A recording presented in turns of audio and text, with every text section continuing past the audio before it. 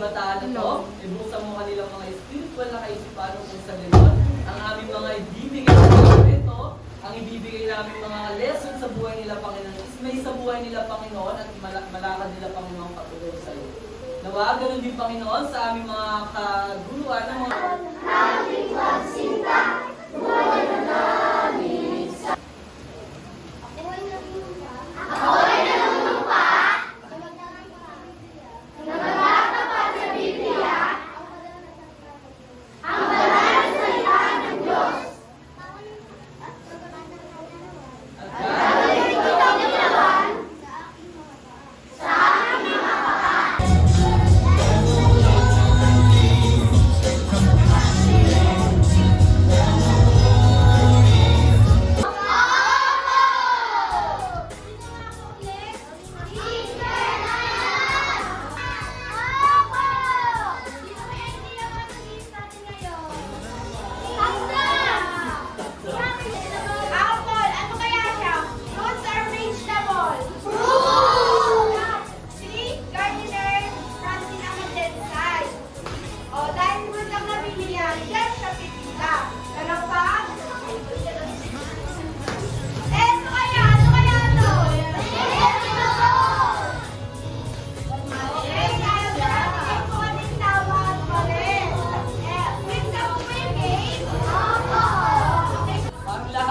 Parang lahat nga kasi. Tignan natin ha. Sigurado na ba lahat? Wala ba nagdadalawang isip na baka gusto na ba talaga ang pangalan? Okay, marami sa mga na. Wait lang. Lahat? Okay. Pakinig. Wait lang ha. Focus. Lising mo na kay teacher. Okay, may natanggal na. Thoughts. Ano ba siya? Books are ready. Okay, ang talaman. Teachers, what do you want? Bakit kami natin nyo?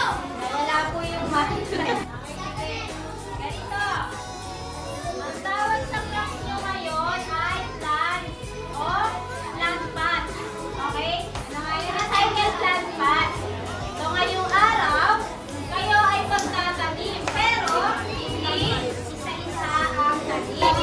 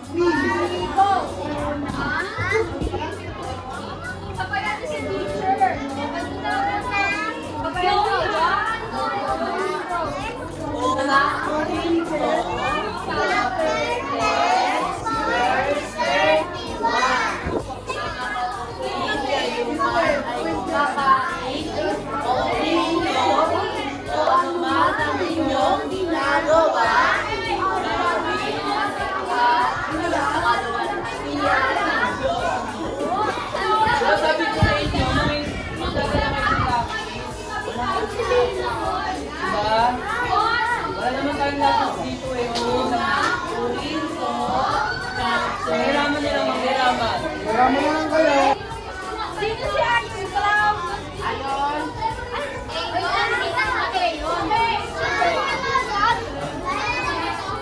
Wala ka pa nun?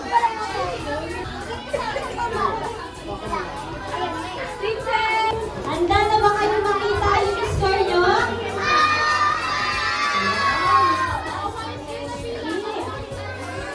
Pero bago yan, bago tayo mag-closing assembly or mag-first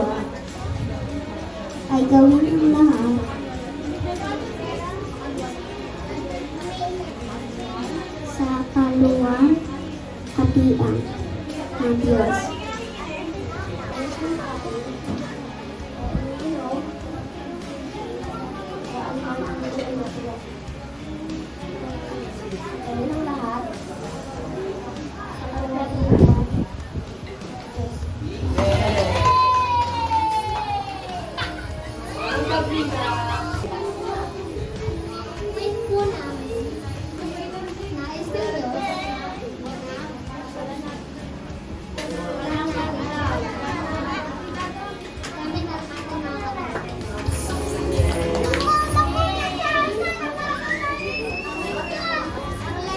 Response po na itinuro sa amin ay ang magpasyang gamitin ang sariling katawan upang parangalan ang Diyos. Okay, kilig, Mads!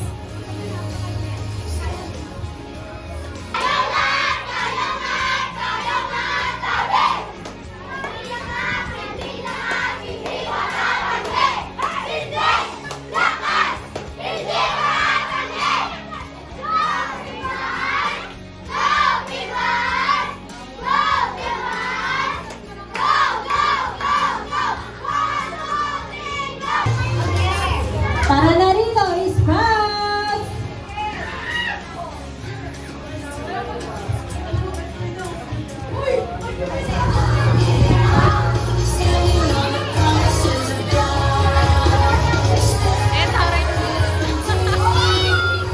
Kami ang Team Sprout at ngayon ipepresenta namin ang storya natin ngayong araw.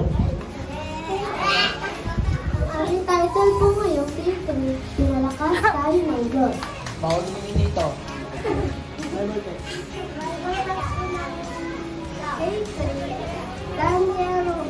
Daniel 1 verse 8 to 16.